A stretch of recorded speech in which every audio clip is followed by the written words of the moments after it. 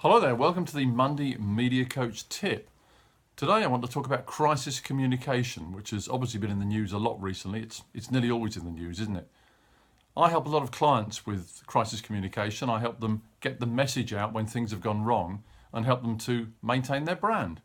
And the rules apply to companies, small organizations and individuals alike. The first thing is recognize you have a crisis. A lot of organisations, a lot of individuals fail to see the crisis early enough, and that becomes a worse crisis because you haven't dealt with it.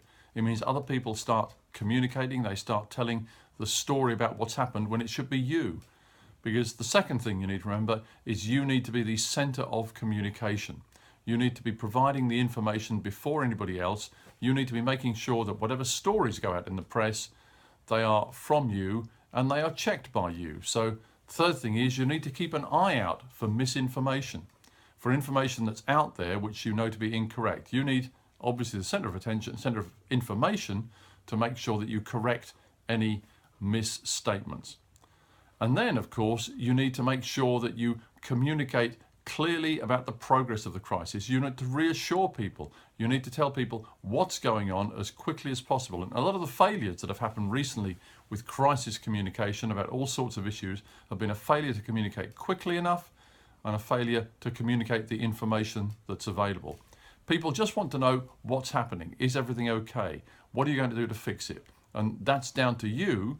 If the crisis occurs to you or to your organization, you've got to get that information out there. It's your responsibility.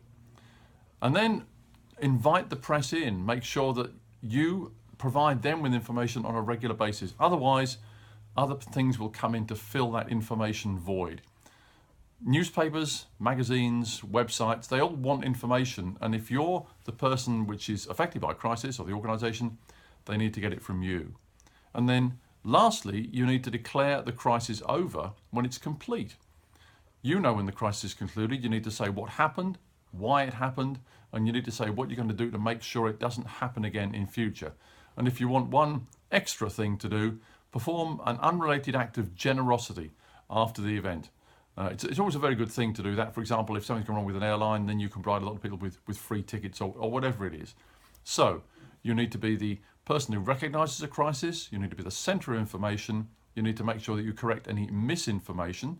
You need to offer information to the press on a regular basis and declare the crisis over when you're sure it's complete. And if you follow those rules, then a crisis won't become a disaster for you.